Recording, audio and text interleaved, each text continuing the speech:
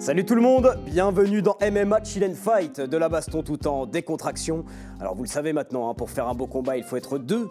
Et bien pour une belle émission c'est exactement la même chose. Sébastien Love est à mes côtés. Comment ça va mon Seb? Ça va très bien mon Lucien, et toi? Bah écoute, ça va parfaitement, on démarre bien cette saison, elle est pas mal cette troisième saison. Écoute, je trouve que c'est le meilleur démarrage qu'on ait fait. Depuis 3 ans, la qualité des invités, la qualité de tes t-shirts. Voilà, non mais la banane fraise, tu vois, banane fraise, alors j'ai pas osé mettre les chaussures, j'ai un peu les mêmes, on m'a dit que ça faisait chaussures de bowling, j'ai pas osé les mettre, mais peut-être qu'un jour je viendrai avec dans les mêmes matchs. S'il te plaît, pour la prochaine. Oui, la semaine prochaine. Pour la prochaine. Mais là, je voulais pas infliger ça à notre invité, tu vois, parce que quand même, c'est un bel invité. Ouais, il faut le dire. Tu vas nous le présenter.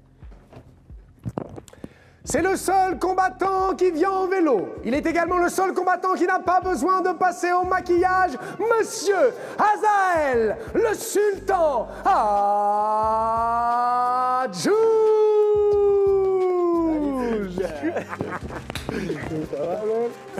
Ça va, nickel.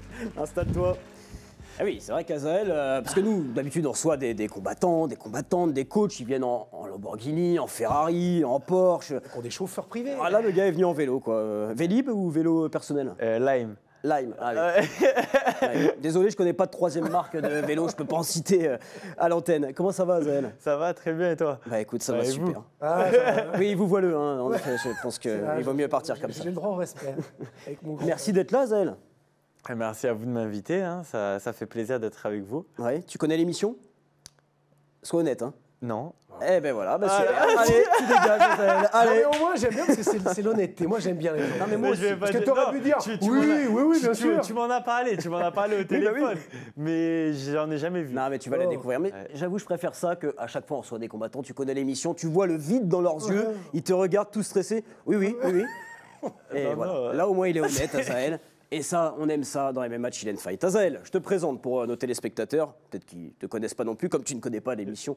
D'ailleurs, tu es un combattant professionnel de MMA, sinon tu ne serais pas ici, évidemment. 11 combats, 10 victoires, 1 défaite. Tu es né à Avignon le 16 janvier 1999. Rapidement, 3 choses cool à faire à Avignon. Allez, il y en a une qui est facile quand même. Il y en a une qui est facile. Allez. 3 choses cool à faire à Avignon. Et moi, en fait, quand j'étais petit, j'allais juste voir ma grand-mère à Avignon. D'accord, bah, voir ta grand-mère, première chose. Voilà. On va aller manger chez ta grand-mère. Le festival. Ah ouais, le festival. Une fois, quand j'étais petit, j'y allais aussi. Ma mère, elle me forçait à aller voir quelques pièces de théâtre. Elle me disait, t'en as besoin pour ta culture générale. Très bien. Et une troisième, on va en trouver une ou... Le pont, aller voir le pont d'Avignon. Allez, le pont d'Avignon. Voilà, exactement. Ouais, bon, n'allez pas à Avignon, quoi, vous avez compris, je pense. Bon, Azael, tu combats actuellement au PFL. Tu devais d'ailleurs combattre à Dubaï pour le PFL Champion Series 2e édition, la revanche Ousmane Nurmagomedov, Paul Hughes. Finalement, tu t'es blessé. Comment ça va? Qu'est-ce que c'était? C'était quoi la nature de la blessure? Alors, je me suis fait une entorse à la cheville. J'ai eu plein de problèmes pendant la prépa parce que je venais de combattre contre Yves Landu en août. Donc déjà, le combat il avait été reporté avec Yves parce que je m'étais cassé le pied. On devait combattre le 12 juin. Enfin, de base, on devait combattre à Paris. Ils ont annulé la carte de Paris. Après, on devait combattre le 12 juin. Je me suis cassé le pied. Et donc, on a repoussé au 1er août. On a combattu. Et après, donc directement après, j'ai demandé à John si je pouvais combattre ou à mon coach ou à Nantes ou alors à Dubaï. Il m'a dit, je crois qu'il n'y a rien, il n'y a qu'un combat à 70 kilos. J'ai dit, bon, ben. Toi, tu es en moins de 66, on le précise. Ouais, moi, je suis en moins de 66. J'ai dit, je le prends et je commence la prépa. Dès que je commence, j'ai un staff. Après, je me suis fait une entorse. Après, je suis revenu à Paris. Je suis tombé en vélo. Je te dis qu'il faut venir en Ferrari ou en Lamborghini. Chauffeur privé. Non, mais passe à Vélib aussi. Lime, c'est pas super. Et du coup, une entorse, une deuxième entorse, je pouvais à peine marcher. Je venais de combattre, je me disais, bon, c'est bon, on va déclarer forfait. Surtout que ça m'arrive jamais, j'avais jamais déclaré forfait. Mais là, il y avait tous les trucs qui n'allaient pas. Donc, j'ai dit, ouais, pas grave pour cette carte-là. Par contre, on va te retrouver très bientôt dans la cage et on va te remercier d'avance avec Seb parce que tu vas nous offrir une exclusivité sur le plateau de MMA Chill and Fight. Donc, je te laisse y aller. Azael, annonce-nous ton prochain combat. Normalement, c'est pas encore signé, mais je vais combattre contre le petit frère de mon combattant préféré.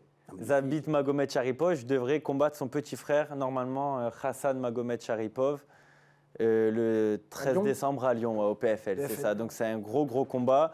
Il a 10 victoires d'affilée. Moi aussi, j'ai 10 victoires d'affilée. Donc on se rencontre juste au bon moment. On est tous les deux jeunes. Et ben voilà, hein, va falloir gagner, l'éteindre, hein, c'est tout simplement. Hein. Ouais. Pas le choix. Eh oui, en plus, ouais, que ça soit un peu enfin, que ça soit le frère de ton combattant préféré, ça pression ou au contraire Non, ça, prouvé. je suis content. Je me dis, j'espère qu'il va être là dans le coin. Ouais. Ouais, ok. J'espère que peut-être il y aura même Khabib dans le coin, je sais pas. Khabib, non, Et vous Parce vous connaissez que- avec son frère? On s'est déjà vu Déjà vu, juste quelques fois parce qu'on a combattu sur les mêmes cartes à Dublin, à Paris aussi, je crois qu'il a combattu, non? Enfin, je suis sais pas pas sûr. s'il a Mais je l'ai déjà vu, on a combattu D'accord. plusieurs fois sur les mêmes cartes, mais on ne se connaît pas personnellement. Ok. Et non, mais voilà, c'est un très bon challenge sportif et en même temps, voilà, c'est cool. On a hâte, on a hâte. Ouais, En carrément. plus, c'est top en France. Juste, j'aimerais revenir quand même avec toi, Azaël, sur la manière dont a été proposé le combat par ton coach John Kavanagh. Est-ce que, juste sans montrer tous les messages, parce que tu peux nous expliquer un peu, je trouve que c'est assez drôle. Ben ouais, comme d'habitude, John, il m'a envoyé un lien. Ouais. Donc un lien Tapologie avec le nom du combattant, la catégorie de poids, décembre, en mode tu le veux, tu le prends, enfin tu le veux le prendre, tu veux pas le prendre, tu le prends pas. Il m'a envoyé ça hier à minuit 50 et moi à 51, je lui ai dit let's go avec un drapeau noir, la guerre. Incroyable. Ouais. C'est parti. C'est beau. Il n'y a pas à tergiverser. Ah ouais, bah au moins, Tu c'est prends, voilà, c'est ça va clair, vite. c'est net, ça prend 1 minute, ok. Ça va vite. Pas trop de discussion. Mon Ouais. coach, il est. Ouais. Voilà, Et il coach, cache, il y va tout de Et suite. si tu refuses, il le prend mal ou il te dit. Et lui, il refuse pas, lui, non? Toi, tu Ouais, refuses je pas refuse souvent, jamais, toi. pas, non. Ouais, ouais. Ouais, tiens, Il n'y a c'est pas. bien. Ouais, tu t'en fiches de savoir si c'est un combattant français, un combattant étranger, t'en te donnes un nom, t'y vas. Ouais, voilà, c'est exactement ça.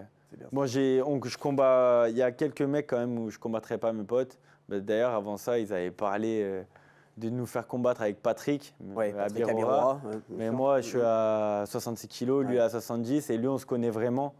Et Ouais. directement, on a parlé, on a dit non. Et ça pourrait se faire un jour ou pas? Parce qu'en vrai, c'est un combat que le MMA français, enfin belge, Francophone, francophone, a envie de voir. Ben, c'est pas du tout la même catégorie. Ouais. Et comme on a dit hier quand on s'est parlé, si c'était pour la ceinture de l'UFC, ben Oui. voilà, on est dans la même catégorie, on n'a Ouais, pas le choix, on mais c'est s'affronte. pas le même, Mais sinon, avant ça, il y a des combattants de partout à 66, à 70 kilos. Pourquoi faire des chocs francophones pour rien, quoi? Ouais, là, je suis d'accord avec ça. Ça aurait pas. Au-delà de l'aspect des deux noms. Bien sûr, Qui font, ça qui donne font rêver, envie, ça donne envie. Mais c'est pas la même caté. Ouais, ça sert à rien. ça sert à rien. Et en plus, tu rajoutes à ça, ou si c'est vraiment un mec que tu apprécies, c'est un pote, compliqué de. Voilà. C'est ça. Déjà, j'ai combattu contre Yves que je connaissais. Oui, Ouais. Vendu, on peut presque dire légende du MMA. Enfin, en tout cas, un grand nom. Et je crois que ça fait 20 piges que Ouais, je c'est l'ai. clair. Mes premiers speaks avec Yves, c'était. Comment ça se passe d'ailleurs quand c'est comme ça dans la cage? Parce que je suppose que tu as beaucoup de respect pour Yves Landu. Ouais, mais ouais, dans bien la sûr. cage, il ne faut pas le respecter finalement. Non, bon, après, moi, ça, je T'arrives suis un à- peu bizarre parce que peut-être c'est ce qui m'a aidé quand j'étais plus jeune avec l'équipe nationale de pied-point et tout ça. Tu peux être dans la même chambre que ton partenaire et après, donc toute la semaine, tu rigoles avec lui et tout. À la Des fin de la KO, semaine, il y a le test match. Ouais. Ouais, Il y faut le mettre KO, faut le mettre KO. Ouais, ouais. Hein, tu joues ta place. Donc moi, c'est pareil. Pendant toute la semaine, par exemple, avec Yves, on s'est parlé normalement. Il me dit, il disait, tu connais pas où est-ce qu'on peut manger, pas loin et tout. Je lui disais, ah si, là-bas, il y a un resto et tout. Mais après, dans la cage, il n'y a pas de... Je mets tout de côté. Ouais, là, c'est le fight et point barre. On a les Et hier, lui, puis- pareil, c'est normal. Oui, c'est la même chose, Faut ouais. gagner, quoi. Faut gagner et c'est tout, quoi. Bien sûr. Bon, en tout cas, le fight Azaël, comme tu dis, ça dicte ta vie. Je vais montrer 2 petites photos. Alors là, j'ai le Azaël grand, on va dire, qui est dans un train, visiblement. Donc, je vous l'ai dit, il n'y a pas de Ferrari, il y a des Lime, il n'y a pas de jet privé non plus, il y a des Wigo pour Azaël. Donc voilà, là, le Azaël actuel, beau gosse, photo d'application de rencontre quasiment. Il en connaît un rayon, on en a parlé un petit peu off. Là, j'ai le Azaël petit, tout petit, déjà la garde. Quel âge, là, t'avais Je sais pas, ça, Ouais, ça devait petit, être là. 2004, 2005, je devais avoir 5 ans, 6 Ouais. ans, je pense. Même pas, je sais pas. Ouais, 5-6 ans, je devais être en CP, là. Les premiers problèmes à l'école où mon père il avait déjà envie de m'arracher la tête. Bon, en tout cas, on peut dire que tu avais ça dans le sang, Azaël. Ton père, double champion de France de kickboxing, Dani Boudjema Adjouj. T'as pas eu le choix quasiment, c'était dans tes gènes. Ouais, mais bizarrement, il m'a jamais forcé. Il m'a Ok. toujours dit ne fais pas ça. Ah ouais, ne fais Je pas dis, ça. mais non, ne prends pas de coups, va travailler à l'école et un Ouais. métier tranquille. Et toi, de le voir, tu as dû tout de suite avoir envie aussi de faire comme ton père. Ouais, c'est ça. Et puis moi, je me souviens même pas de la première fois que je suis venu à la salle parce que mon père, il a toujours eu des salles. Donc quand j'étais dans la poussette, j'étais déjà à la salle. T'étais déjà à la salle. Hein. Ouais. Donc ouais, en grandissant. Mais quand j'étais petit, je m'entraînais pas du tout sérieusement. D'accord. Dans quel sens? Enfin, c'était juste un loisir comme ça? Ouais, voilà. Je m'entraîne exactement. Là, ça a l'air sérieux quand même. Hein. Ouais, mais... T'as commencé par le karaté, ça? Ouais, Judo, karaté et boxe anglaise. Ah ouais. T'es pas passé par la cage judo, toi? J'en ai fait un an. Ouais, voilà. À 10 ans ou 11 ans, ouais. Voilà, il y a toutes les photos. Ah, oui. Voilà. Là, j'étais tout petit. Ça, c'était ma première compétition d'ailleurs de karaté. Voilà. Et ça, c'est quand je m'entraînais sérieusement. 14-15 ans, cette année-là, j'étais champion de France. Ouais, ça se voit, là, t'as l'air affûté là quand même. Ouais, ça, c'est les premières années. En fait, à 13 ans. On peut admirer la coupe de cheveux. Oui, la coupe de cheveux. Et sur les photos d'avant aussi, il y avait la coupe de Justin Bieber un petit peu. Mais non, là, on voit que ça commence à devenir sérieux, vraiment. En fait, ouais, toute mon enfance, je m'entraînais comme ça. Moi, je voulais juste faire des combats. Je voulais pas m'entraîner. Oui. Et parce que j'adorais juste l'adrénaline de la compétition. M'entraîner, j'étais là, dans la flemme. Évidemment, ouais. Après, il y a l'âge aussi. Et c'est ça, exactement. Donc jusqu'à 10-11 ans, je m'entraînais comme ça, un jour oui, un jour non. Après, j'ai arrêté pendant 2-3 ans. Et mon père, lui, il s'en foutait. Il me disait, ouais, t'as raison. Tu faisais un autre sport ou Oui, je faisais un peu de vélo, je faisais du handball. D'accord. J'ai joué au foot aussi toute mon enfance. Je faisais du foot. En club ou comme ça? Ouais, en club, hein. je faisais du foot Attends, en club. karaté, boxe anglaise, foot. Ouais, je faisais. En fait, moi, mon père, même quand j'étais tout petit, il m'amenait par exemple sur un stade. Bon, là, quand j'étais très jeune, j'allais au baby foot quand j'avais 3 ans. Ouais. Mais mon père, sinon, il m'amenait dans un parc ou n'importe où. Et c'était comme un chien. Il me lâchait. Il lançait une balle. Et moi, mais j'avais même pas besoin de balle. Je courais non-stop. J'avais juste trop d'énergie, j'avais toujours besoin de ce qu'on appelle maintenant un hyperactif. Oui, voilà. Et alors en fait, ce qui est un enfant normal qui a juste envie de se dépenser. Oui, l'hyperactivité, c'est une vraie oui, mais je trouve qu'on l'utilise un peu trop maintenant. On l'utilise beaucoup trop. Mais tu avais juste de l'énergie à revendre. J'ai énormément d'énergie et voilà. Et après, à 13 ans et demi, je me suis dit, ça va être mon métier. Donc à partir de ce jour-là, j'ai commencé à m'entraîner comme un ouf. Avant d'aller à l'école, le matin, réveil, 5h30. Ah ouais. Parce qu'attends, 13 ans et demi, on est en 5e, 4e. La rentrée de la 4e. Ouais. Je me suis dit, je ferai du MMA plus tard, ça sera mon métier. Ah, déjà le MMA, toi. Ouais. Moi, j'ai toujours voulu faire du MMA. D'accord. Parce que quand j'étais déjà enfant, il y avait les vidéos il y avait une cassette à la maison avec Royce Gracie et tout ça, UFC 1. Les tout premiers, Denver, le tout premier. Exactement. Où je mettais la cassette et je regardais, je me disais, c'est ça ce que je veux faire. Mais moi, quand j'étais vraiment très jeune, je savais même pas que ça existait encore, le MMA. Et après, un jour, je m'en souviens sur YouTube, je tape UFC et je vois Georges Saint-Pierre, Nate Diaz. Et je me dis, ah ouais, mais ça existe vraiment. Et voilà. Trop bien. C'est comme ça. Et après, à 13 ans et demi, je me suis dit, c'est ça ce que je veux faire ça. Et à ce moment-là, quand tu dis à ton père que tu veux en faire ta vie, on est connecté. On pourrait poser la question même. Oui, c'est vrai qu'on essaye. Il réagit comment ton père? Parce que tu nous as dit qu'au début, il était un peu réticent au fait que tu veuilles faire ça de ta vie, quand c'est décidé. Mon père, en fait, quand je lui dis ça, il me regarde, il me dit ouais, tu vas faire ça à 6 mois et tu vas arrêter comme quand tu as fait quand tu étais petit. Et moi, je lui ai dit non. Et après, en fait, il a vu que le matin, je me levais. Je lui demandais, j'allais le réveiller, de m'entraîner. Je lui ai dit, je pars courir. Si, ça. Et il a vu que j'étais déterminé. Et du coup… Il a eu peur un peu. Il a essayé plutôt de dire, fais autre chose, le MMA, il n'y a pas d'avenir. Ou il t'a toujours dit, ok, ce que tu veux faire, allez, je te soutiens. En fait, j'ai dû lui prouver. J'ai dû lui prouver. Moi, mon père, il a été très, très dur même avec mon père, même si c'était mon coach et tout. Il y a des fois où on ne se parlait plus. Et pendant 6 mois, comme deux fantômes. Nous, on a une relation très, en fait, hyper soudée. Mais il n'y a pas de juste milieu. D'accord, C'est ou ça, ou à gauche, ou à droite. C'est ce qui caractérise les relations fortes. Exactement. C'est ça. C'est sûr. Ou des fois même, j'allais même plus à la maison parce que j'avais, j'ai resté que chez par exemple chez ma grand-mère ou chez des potes et à Avignon. Une des meilleures tables d'Avignon. Voilà, exactement. Heureusement. On y revient, on y revient. Je cherchais un autre club parce qu'il fallait que je m'entraîne. D'accord. Ah ouais. Ah oui, ça pouvait être électrique. Ça pouvait être très. Et donc, non, voilà. Mais à partir de ce moment-là, il m'a suivi. D'accord. Et c'était. C'est à ce moment-là qu'il te dit ok, Azaël, j'ai compris que c'est sérieux pour toi, je vais t'accompagner. Mais j'ai arrêté l'école tôt en plus, à 15 ans. Deux mois après la rentrée de première, j'ai arrêté l'école. Ok, d'accord. Ouais, et tout le monde. Pour te consacrer au sport de combat. Ouais. Et ma mère, elle était. Ma mère est CPE. Hein. Donc elle lutte contre le décrochage scolaire. Maman, je peux te parler, maman, s'il te plaît? Non, ouais. Ah ouais, et elle t'a dit quoi? Elle a dit une maman en plus, elle est CPE, elle dit maman, j'arrête l'école, mais je vais me battre. Mais en plus, j'ai eu un.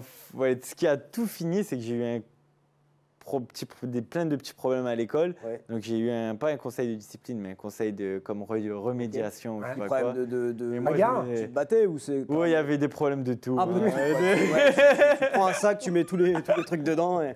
Okay. Mais par contre, j'étais pas mauvais à l'école. C'était ça qui me sauvait. Ouais.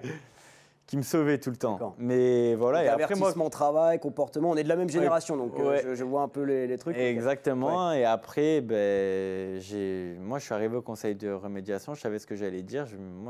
J'allais arrêter l'école. Donc, et ta mère, ma mère, elle était à côté de moi. C'est pas mon fils. Non. En plus, vu que c'est la même région, donc tout le monde se connaît, les proviseurs, les CPE. Et moi, voilà, j'ai commencé à parler. Et ils te disent quoi à ce moment-là quand tu dis, moi, je vais arrêter, je veux faire du MMA? Ouais, je ferai. Les gens, ils pensent que tu es complètement fou. Même moi, quand je le disais, parce que moi, quand on me demandait ce que je voulais faire plus tard à l'école, je marquais combattant professionnel. Oui, on me disait, c'est pas un métier. On me disait, c'est pas un métier. Même des profs qui me disaient, tu verras, quand tu auras les 2 jambes coupées, qu'est-ce que tu feras avec ton MMA? Et il y a plein de profs. Je m'en souviens, une prof de, je sais plus, c'était une prof de français, celle-là. Elle me disait ça, mais moi, dans ma tête, je savais ce que je voulais faire. Ça t'a jamais affecté? Jamais tu t'es dit, peut-être que, tu sais, quand tout le monde te dit la même chose. Je suis dedans à 100%, mais en même temps, je suis hyper détaché. Pour moi, ça représente, c'est toute ma vie, mais en même temps, si demain, je devais arrêter, tu sais que tu arriveras à rebondir.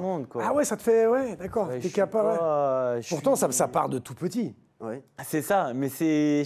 Comment tu l'expliques? Tu as toujours réussi à faire des choses à côté pour justement maintenir un équilibre. Comme tu dis, si un jour le MMA n'est plus dans ta vie, tu sauras quoi faire. Oui, exactement. Ça me met aucune pression. Et même quand je vais combattre... C'est peut-être ça qui te fait avancer rapidement et prendre confiance en toi. C'est que tu sais que tu vas pouvoir rebondir. Et donc, il y a peut-être ce côté, je fais un truc sans pression parce que si ça ne marche pas, j'aurai autre chose. C'est peut-être ça qui fait que tu as des performances sportives très, très bonnes. Et même les gens qui m'ont accompagné pendant mes Fight Week et tout, ils le voient. Sur mes 11 combats pro, j'ai dû rentrer 10 fois sans game plan. Ah ouais. Attends, je reviens. Je regarde mon adversaire et même mes potes, un pote à moi, Elias Nedir, qui est coach, je ne sais pas si vous le connaissez. Elias, lui, ça le rend complètement dingue. Quand je lui dis, il m'a dit, ça va le game plan, ça va bien. Je lui dis, le game plan, c'est comme d'habitude. Je boxe, je défends la lutte, je me fais pas toucher. Et s'il y a des échanges de lutte, c'est moi qui dois le mettre par terre ou me casser. Il faut juste, j'ai la condition. Tout ce que j'ai fait en amont, je le sais. Je regarde mon adversaire, bien sûr, je sais ce qu'il fait, mais moi je me concentre sur ce que je sais faire. Pas forcément sur il bouge son pied à 10 degrés ici. Non, je m'en fous. Oui, il y a des grandes lignes qu'il faut respecter. Le mec qui frappe fort, il faut respecter. Il a une bonne droite, il faut respecter. Mais je ne vais pas passer 8 semaines à être comme ça. À faire de la d'études vidéo. L'angle, c'est bien. Je pensais qu'avec un tacticien, un coach aussi référencé que John Kavanagh, je pensais qu'il y avait justement toute cette analyse avant, un vrai game plan, construit une grosse discussion. En fait, pas du tout. Lui, il est pareil que toi. Non, l'Irlandais, il boit sa bière et il dit, tu le casses au nez. Il y a des fiches de game plan, il renverse la bière dessus. Tu sais faire, le reste, on s'en fout, on va perdre du temps. Non, John, en fait, si tu vas vers lui pour lui demander, il peut te faire un exposé sur ton adversaire. Il s'adapte à son élève, en fait. Et exactement. Si tu lui demandes, c'est comme, par exemple, tu lui poses des questions à la fin du cours, que ça soit un débutant qui lui demande, enfin un amateur, pas un débutant, mais un combattant amateur qui a 3 combats amateurs, ou Connor, il peut rester 2 heures à t'expliquer la technique tant que tu n'as pas compris. Quoi. Ah, c'est bien ça. Tout le monde est au même niveau. Et voilà. Exactement, il y a une très bonne ambiance dans la salle aussi là-bas au SBG en Irlande. Mais justement, on va en parler parce que les résultats parlent d'eux-mêmes pour toi. Tu deviens triple champion du monde de K1 et à 19 ans, tu décides donc de te mettre officiellement au MMA. après un combat de K1 en Hollande, on va parler à Seb, tu prends l'avion direction l'Irlande, là où il fait froid, là où la bouffe est dégueulasse, mais là où il y a une salle mythique, tu l'as dit, la Strike Blast Gym, la SBG. Donc tu débarques là-bas et très vite, on en a parlé, John Kavanagh te repère. Est-ce que tu peux nous expliquer comment ça s'est passé, Azael? Ouais, bon alors, en Irlande, j'y étais allé une semaine pour l'anniversaire de mes 18 ans. Mais bon, j'avais rencontré personne là-bas. Pas pour faire du MMA? Non, j'avais fait une semaine, mais je faisais que du pied-point, les cours de pied-point le soir, comme un visiteur, parce que là-bas, il y a des passes d'une semaine. Donc ouais, j'avais rencontré quelques mecs là-bas et tout ça. Et donc juste, j'y suis allé une semaine, mais j'ai pas fait d'MMA. D'accord. Et donc ça, c'était en 2017. Ouais. 2017, donc j'ai eu mes 18 ans, c'était en janvier. Je suis resté une semaine. Et après ça, je suis reparti en Hollande m'entraîner en pied-point. Et l'année d'après, après un combat de pied-point justement en Hollande, où j'étais un peu blessé, j'avais mal à la cheville et tout.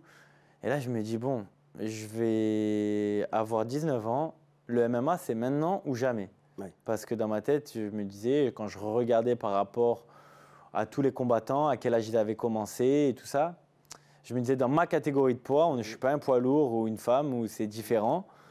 Je me suis dit, même si j'ai un bon niveau en pied-point, si je commence, il faut que je commence maintenant. Il ne faut pas trop tarder. Donc du coup, qu'est-ce que je fais? Je prends l'avion, mon sac à dos, mes affaires d'entraînement, j'arrive en Irlande, je paye le mois ou la semaine, parce que je n'ai pas pris de billet retour, j'ai pris qu'un billet aller.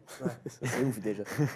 Donc tu peux nous expliquer pourquoi tu arrives dans la salle, tu payes, c'est ça au début pour t'entraîner? Ouais, c'est ça. Okay. C'est un abonnement. Tu payes un abonnement. Et l'avantage que tu as souvent dans les pays étrangers, c'est que tu peux faire des trucs à la semaine. Tu n'es pas obligé de prendre un mois ou une année. Et c'est ce qui est bien, j'aime bien ce. C'est ça. Avec les amateurs. C'est pareil en Hollande. C'est exactement ça. Avec les amateurs au début. Tu arrives dans la salle, tu payes. Après, par exemple, moi j'avais un niveau en pied-point. Ouais. Je pouvais aller au sparring pro MMA le jour du K1, du sparring de K1, c'est le mercredi. Et justement, c'est le jour où je suis arrivé en Irlande, c'était un mercredi. Magnifique. Et bon, sparring de K1, je fais 6 rounds. Ouais. Et sur les 6 rounds, quand j'étais petit, j'allais tout le temps très fort. J'étais pas très intelligent. Et ça se passe très bien. Et en fait, je mets les gants qu'avec des types que je vois à la télé. Ah oui, incroyable. Donc Bellator, UFC, et ça se passe hyper bien. Dans ma tête, je me dis, mais attends, mais en pied-point, en fait, le MMA, ils sont pas ouf. c'est pas le même. C'est pas le même. En fait, mais je m'en rends pas compte parce que tu vois que des mecs à la télé et tout ça. Et donc, ça se passe très bien. Et le lendemain, au culot, je vais voir John. Je lui dis, j'ai jamais fait, excusez-moi, coach, j'ai jamais fait de MMA. Mais est-ce que je peux m'entraîner avec vous? Et il me répond même pas. Et genre, il me fait en mode, vas-y, pas de problème. Parce qu'il m'avait vu la veille en pied-point. Et voilà, je m'entraîne un jour, 2 jours, une semaine. Il y a de nouveau les sparring de K1. Et c'est là où John, je continue l'histoire? Oui, vas-y. On a 2-3 heures à peu près. Donc, John, après une séance de pied-point, il me dit, tu repars quand toi? Et je lui dis, je repars pas, j'ai pas de billet retour. Il me dit, ok, monte dans mon bureau s'il te plaît. Et moi, je me dis, bon, aucune idée de ce qui va se passer. T'as pas un petit feeling, tu te dis, si on me demande ça, c'est que. Où c'est qui va me virer? En fait, je me suis dit peut-être que c'est parce que j'essaye d'allumer tout le monde les jours de pied-point, parce que c'était juste après ça. Et en plus, je m'en souviens, ce jour-là, j'avais mis des downs et tout ça. Du coup, je me dis, autant il va me dire, c'est ça, on monte. Et il me parle, il me dit tout simplement, j'aime beaucoup ce que tu fais, j'aime beaucoup ton pied-point et tout ça. Si tu veux rester ici, regarde, tu auras un contrat, donc c'est avec la salle de management avec moi. Et quand tu passeras pro, tu auras un contrat avec le Bellator pour tes 4 premiers combats pro. Il me pose ça sur la table. Et alors que je suis amateur, je fais du MMA depuis 15 jours. On dirait un film, quoi. On dirait la série La Cage. Non mais c'est fou. Il me pose ça sur le truc et il me dit, je te mets pas la pression pour signer, tu peux voir avec tes parents, avec qui tu veux, tu regardes et tu reviens vers moi. Et il me dit, le Bellator, ils te financeront des compétitions amateurs pour ton développement et tout ça. Et let's go. C'est que je pense qu'en amont, déjà, il en a déjà parlé au Bellator. Il a dit, écoutez, il y a un mec qui vient de rentrer. C'est ça, exactement. Je viens de voir qu'il y a de quoi faire. Sacré pépite, lui, on ne le laisse pas passer. C'est évident. Donc, effectivement, tu as dû laisser des marques là-bas. Et puis, ce qui est incroyable, c'est en 15 jours. Ouais, c'est ça. Généralement, un mec tu sais, tu le laisses un peu mûrir, tu dis bon, on va attendre 1, 2, 3 mois. Là, en 15 jours. Et il a vu, par contre, j'étais là. Tu parlais déjà anglais quand t'es arrivé ou... Ouais, je parlais déjà anglais. Ouais. Ah, ok. Je parlais déjà Parce anglais. que t'as arrêté l'école à 15 piges, donc t'as appris où l'anglais?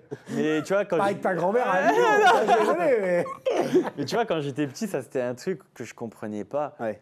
Mais mon père, il me forçait chaque semaine, alors que j'avais même pas 10 ans, à aller prendre des cours d'anglais. Ah ouais, bah de toute façon, Je pour une kiffe ton père, carrière. je fais la même avec mon fils. Eh ben ouais. Ouais, bon, moi je te sers Et pas la il main est- parce que l'anglais c'est un peu moyen. Et mon fils est pour moi. parfaitement donc. bilingue anglais. Et là, il vit à l'étranger, il a 21 Ah ouais. Il a 21 Non, ans. mais c'est hyper important, ça peut être très bloquant. Hyper important. Et moi, mon Dans père, le il me milieu. disait l'anglais, c'est le futur, t'as oui. pas le choix. Eh oui. Et après, mais vu que jeune, avec le karaté, le pied-point et tout ça, je voyageais. Ouais, donc t'as rencontres Et du avec les monde. autres équipes nationales, tu parles, mais vraiment, ça m'a servi, ce que mon père a fait aussi, quand j'étais petit, d'aller au cours particulier d'anglais.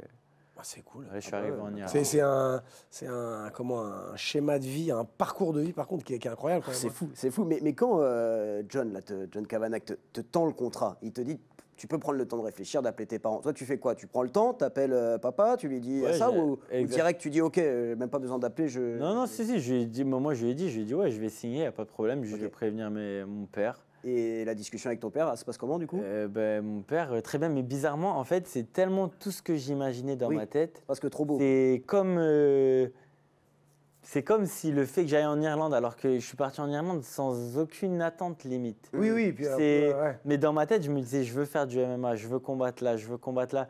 C'est hop, et c'est arrivé. J'ai provoqué le Ah bah, de toute façon, destin, Et mais il y a aller au culot. cette satisfaction de dire à ton père, Je l'ai enfin, fait. tu vois, voilà, à 13 ans, enfin 15 ans, j'arrête, ou même à ta mère, maman, j'ai arrêté, les CPE, machin, mais tout ce que je vous ai dit, je l'ai fait. Ben, voilà, c'est et ça se produit. Et je vous appelle parce que là, j'ai un contrat. Mais Il c'est doit y ça. avoir une espèce de, quand même, de satisfaction, surtout avec tes parents, c'est génial. C'est ça, exactement. Et surtout le Bellator à l'époque. Ah bah oui, c'est la monstrueux. deuxième plus grande organisation Ouais, après après l'UFC. Mmh. Et Scott Donc, Coker était encore là-bas. Exactement. C'est un truc de fou, quoi. Ah, Et l'histoire, elle est dingue. Ah bah oui. T'es pas retourné dans ton collège aussi avec le contrat en disant coucou. regardez. La prof de français, elle est où Non, mais c'est vrai que l'histoire elle est dingue. Par contre, ça t'a pas mis un peu de pression d'avoir que John Kavanagh place autant d'attentes en toi, tu vois, si toi tu savais même pas trop pourquoi tu montais à l'étage et lui te dit bon je te propose un contrat, en gros j'ai découvert une pépite en toi, ça t'a pas rajouté un peu de pression ça? Non, pas vraiment. Hein. Non. Pas vraiment. Bah, après, même chose, la première fois que je vais à l'IMAF, Ouais. donc il essaie de me trouver un combat en Irlande, il n'y a personne qui veut me rencontrer parce que c'est les trucs locaux, ils voient que j'ai un passif en pied-point, donc personne ne veut me rencontrer. Donc je fais mon premier combat à l'IMAF, au championnat du monde d'IMAF en 2018 au Bahreïn, à Manama. Et même chose, là il m'est arrivé avec des dingues, je combattais à 70 kilos. Ouais. Une semaine avant, enfin 15 jours avant, j'ai eu comme un phlegmon. C'est une grosse angine qui s'est infectée. Ok.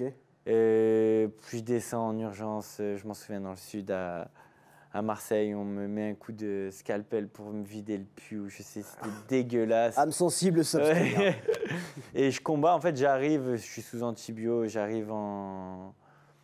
Et donc j'arrive au Bahreïn, dans ma tête, je veux quand même combattre, même si je ne m'entraîne pas depuis 15 jours et que je fais 66 kilos à la place de 70. J'ai perdu 5 kilos en 15 jours, je suis totalement déshydraté.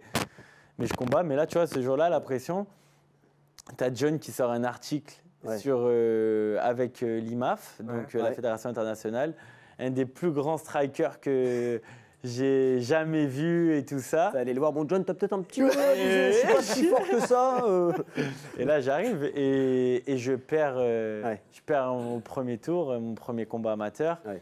Mais moi, en fait, ça m'est arrivé même mon début pro que je perds. Oui, c'est ça. Il t'en veut à ce moment-là, John, ou il sait avec tout ce qui s'est passé, ou il t'en parle, ou il s'en fout. Win or learn. Ouais, voilà, c'est ça. Tu gagnes ou tu apprends. Ouais, c'est Tu apprends. Lui, et comme mon début pro, je m'en souviens même chose. Juste avant de monter, il y a le. Oui, parce que ton premier combat pro, finalement, tu le perds. Oui, tu le Ouais, perds. je le Ouais, perds. bien Et sûr. ça t'a pas. Rien du tout. Ouais. J'étais bon. Contre un bien lutteur sûr, en plus. ouais, Ouais, contre Contre un perds au lutteur, point. ton premier combat pro. Non, dans ma tête, et voilà. Et John, c'est même chose. Juste avant de monter dans la cage pour mon premier combat pro, il y a le bras droit du Bellator, son pote. Ouais. Il lui dit va dans les tribunes, ne rate pas ce combat. Et j'y vais, je perds, tu vois. Et donc, c'est moi, mon premier combat amateur en MMA. Ouais. Mais en fait, je pense que quand tu viens du pied-point, du karaté, tout ça, tu as tellement l'habitude de combattre. Et là, en MMA, ça devient... C'est des influenceuses pour moi. Parce que une défaite, c'est la fin. Même tous les gens qui suivent, ils comprennent rien. Je suis désolé, hein, mais ils comprennent rien. Ils pensent à 15-0. On n'arrête pas de le dire ici. Bien sûr. En fait, faut regarder qui tu as affronté, quoi. Enfin, qui le combattant a affronté. C'est le premier combattant qui nous le dit. Hein. Oui, c'est vrai. Parce qu'en effet, tu dis 4-0, 5-0. Parce qu'à chaque fois, je leur dis, mais une défaite, c'est rien. Mais parce que il commence avec le MMA. Et le MMA, c'est vrai que quand tu as du rouge, tu as l'impression que la terre, elle s'arrête de tourner. Putain, mais en pied-point, tu as du rouge, tu as du vert. Tu combats. Tu es là pour combattre. Merci. Boaka, où il a 50 défaites. Mais oui, bien sûr. Peut-être même plus. Sancha, il est plus grand. Mais c'est parce que c'est quoi? C'est la Mayweather qui a lancé ça en anglaise. Et après, voilà, là maintenant, ça s'est transféré dans le MMA avec Khabib Nurmagomedov. Moi, je trouve qu'il est un des plus grands combattants de tous les temps. En 29-0. Hein. 29-0, c'est sûr, mais quand tu regardes ses 15 premiers combats, il a rencontré même chose, pas grand monde. Et après, il a prouvé au haut niveau qu'il méritait son 15-0. Mais quand, de toute façon, au bout d'un moment, tu ne peux plus te cacher. Il y a des exceptions. Il y a des gens qui combattent des gens pas très forts, mais ils sont très forts. Mais le jour où tu vas combattre un vrai mec, si tu as combattu que des mecs qui n'étaient pas à ton niveau, tu vas pas pouvoir te cacher pendant 10 combats. Et on en a parlé pour plein de gars. Par exemple, un gars qu'on a reçu ici, qu'on adore, Boris Mbarga, Tangana, belge, qui est très très fort. Mais finalement, pour l'instant, les mecs qu'il a affronté, il est en quoi? Il est en 3-0, 4-0, Boris? Il est en 5-0. Je dirais 5-0, Boris, que je l'expliquais. Tu vois, on en a parlé en off, on peut le dire dans cette émission. Pour l'instant, on attend encore un vrai test, tu vois, pour lui. Un vrai test. Et ça, il y en a plein. En combien t'as dit, Julien? Petit coucou au chef d'édition. 7-0. 7-0. Tu vois, je l'ai même vu. 7-0. Après, lui, c'est un force de la nature. Il a cette capacité à coucher même quelqu'un qui est très, très, très, très fort pour moi. Ah oui, non, mais je me souviens, moi, c'est au COF où il rencontre Kitty, je crois, mais le combat, il se fait un peu, il prend un espèce de petit down, Boris. Il arrive après à se. Et moi, j'aimerais bien le voir, effectivement, contre. Alors, oui, il faut construire une carrière. Oui, je suis d'accord, on va pas te mettre tout de suite. Mais il y a des limites. Il y en a, c'est insupportable. C'est insupportable. Et ce week-end, je discutais avec quelqu'un qui me disait, ouais, regarde ce combattant. Ouais, mais le mec, il est à 8-6, il a 6 défaites. Attends, ça veut dire le mec, il a 14 combats, tu es en train de te dire qu'est-ce qu'il y a? Parce qu'il a 6 défaites, il n'est pas bon. Mais bonhomme, il a 14 combats, il a 8 victoires, tu t'attardes sur les défaites. Non, c'est pas cette lecture qu'il faut avoir. Moi, c'est ce que je disais là à tout le monde, à des potes à moi dans le sud et tout, pour le dernier combat de Wally. Tandia. Oui, Tandia. Il combattait, comment il s'appelle l'autre, celui qui a la moustache? Jean-Guillaume. Alix Jean-Guillaume, qui est un super gars d'ailleurs. Adorable. Et tout le monde regarde le palmarès de ce type. Je crois qu'il a perdu. Négatif. C'est ça, mais il a perdu ses 4 ou 5 premiers combats. Et après, il est allé il a gagné et tout ça. Mais quand il va combattre Wally, là, les gens, ils ne se rendent pas compte, le grand public du MMA. Mais c'est un vrai client. Wally, il a fait le job, il a éteint. Mais je crois qu'il n'y a personne qui a éteint ce type de cette manière. Oui, et tu fais bien de le dire, parce que quand on reparle du combat de Wally, on va dire il affrontait un peintre. Ah oui, non, Alix Jean-Guillaume. Alors que il était là pour gagner. Bien sûr. Il n'était pas là pour il a eu, comme tu dis, il a eu une période où il prenait beaucoup de défaites. Et puis, à un moment, voilà, il gagne par soumission. Je crois que c'est un hexagone ou je ne sais plus quel. Et puis il remonte. Et Alix, il refuse rien. Mais voilà, c'est ça. C'est partie de ces combattants qui refusent. Pour moi, c'est l'essence même d'un combattant. On te propose un mec, tu ne dis pas non. Non, bien sûr. Et maintenant, t'en as beaucoup trop qui sont dans le, comme tu dis, le calcul. Ah, mais c'est ça, le calcul. Tout est. Pas avoir de rouge. Oui, c'est ça. Donc, je vais prendre, pour le coup, des mecs, simples, faciles, qui débutent, où je sais que je suis pas en danger. Tout ça pour mettre du vert, ça te fait un palmarès à 9-0, 10-0. Mais le jour où tu vas rencontrer un mec qui est un petit peu plus au-dessus et que tu vas prendre une branlée au premier round, là, il ne faudra pas venir pleurer. Et moi, ce qui m'énerve le plus, c'est quand je vois des amateurs qui essayent de gérer leur carrière. Je suis totalement d'accord. Ou les amateurs avec leur manager. En fait, il a déjà regardé les émissions. Ah non, mais oui, mais il connaît. Ah oui, on a pas longtemps. Pour moi, t'es amateur, déjà, tu n'as même pas besoin d'un manager. Va faire les MMA League, va faire les vraies compétitions, va faire tes IMAF. Voilà. Et n'essaye pas de choisir tes combats. Combat n'importe qui en amateur, c'est là où tu te formes. Mais bien sûr, tu t'en fous. J'ai des potes en Irlande qui sont 15 en amateur, Kieran Clark, et qui est 10-0 en professionnel. c'est de l'expérience. Oui, totalement. Et ça, là, tu as la mentalité des mecs qui ont charbonné en karaté, en pied-point, où tu fais des compètes, point barre, tu combats. C'est ça. Tu Et puis gagnes, c'est à tu ce moment-là que comme dit John Kavanagh, hein, win or learn. Mais oui. Point barre. C'est ça. Tu t'en fous. C'est à ce moment-là que tu prends de l'expérience en Et plus, puis, tu vois. C'est amateur. Quand tu as un combat amateur, un mec qui est dans la cage, premier round, au bout de 30 secondes, c'est plié. Nous, en pied-point, en tout, en anglaise, en karaté, on rentrait, tu connais même pas le type. Bien sûr. T'arrives, tu t'envoies le premier middle, tu vois si c'est ça. quand tu es en junior, si c'est un débutant, s'il a de l'expérience, tu sais pas.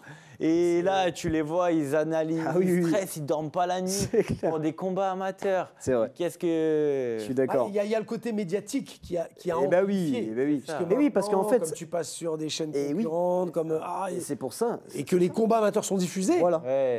Mais c'est ça. Alors c'est bien. Mais le problème, c'est que du coup, dès ta carrière amateur, il faut être la pépite qui a pas de rouge du tout pour après se projeter sur une grande carrière pro. En tout cas, beaucoup le pensent comme ça. Ouais, ils pensent Et comme ça. c'est une connerie. Bon les gars, on va parler d'un mec par contre qui a pas beaucoup de rouge. C'est Conor McGregor. Forcément. Ouais, pas beaucoup de rouge. Combattants. On peut le dire. Conor McGregor que tu connais bien, il s'entraîne aussi à la SBG. Tu as eu l'occasion de faire quelques sparring avec lui. Parle-nous de ta première rencontre avec Conor McGregor, si tu t'en rappelles. La première rencontre, quand j'y étais allé pour la semaine de mon anniversaire, c'est exactement cette photo. Ah ben voilà. Donc ça, c'était la semaine de ton anniv, ça. Ouais, c'était la semaine de mon anniv où je le vois passer. On voyait que là, il combattait encore à 66. Hein, Et vous avez l'air content, quoi, en plus. Kilos, et lui de... Et non, là, c'était la première Là, on est en fois quelle année, t'as dit 2017? Là, on est en 2017, ouais. 2017. Donc 2017, il a les deux ceintures. Non, il a une ceinture. Il est featherweight, ouais. Et donc, première rencontre, donc je sais pas, c'est toi qui lui dis bonjour, il te répond quoi? Là, en fait, c'est un jour où il y a un cours de boxe anglaise, il n'y a pas de coach, il y a Conor qui arrive. Et Conor, moi, je faisais le cours de grappling à côté. Et vu qu'il n'y a pas de coach, Conor prend le cours de boxe anglaise en plein après-midi. Guest coach. Incroyable. Il allume tout le monde. Je vois de loin, moi, je dis putain, j'aurais dû y aller. Ah ouais.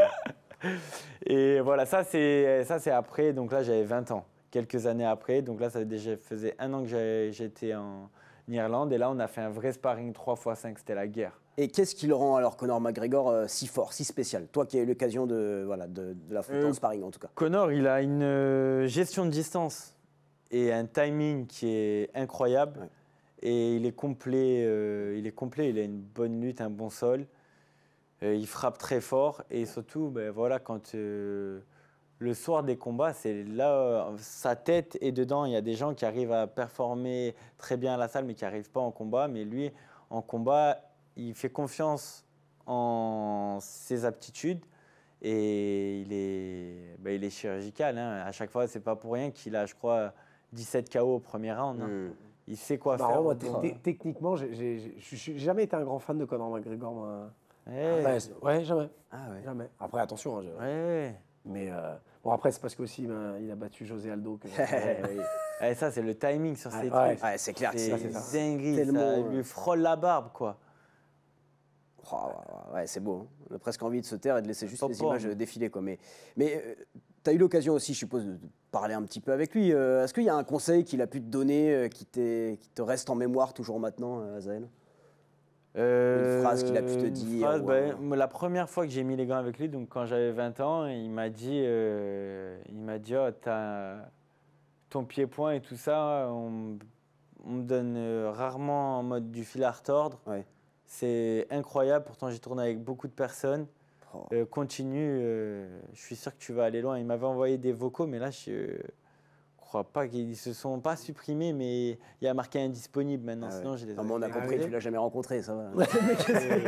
Non, mais c'est ouf. Mais par contre, quand il te dit ça, quand tu as Conor McGregor qui te dit ton pied-point est excellent, je sais pas, tu te sens pupissé, quoi, non? Enfin, t'es en mode. C'est incroyable. T'arrives à garder les pieds sur terre, ouais. Quand il t'a dit ça, il y a un petit juste moment. Juste au moment où il te dit ça, t'es quand même. Fier. Bien sûr, je suis heureux. Je rentre chez moi, j'ai envie de sauter au plafond. Ah ouais. Tu m'étonnes. Et non, c'était. Et t'as jamais eu envie de revenir en pied-point? J'étais sûr. Honnêtement, non. Jamais. Non, J'aime trop le MMA. C'est ce côté, la cage qui se ferme, pam. J'adore vraiment la MMA. Mais t'as appris à aimer la lutte alors, parce que je suppose Moi, qu'au début, j'adore la lutte. Tu connaissais rien, non? Tu t'avais jamais pratiqué. Je prends autant de plaisir à lutter qu'à striker. D'accord. Ok.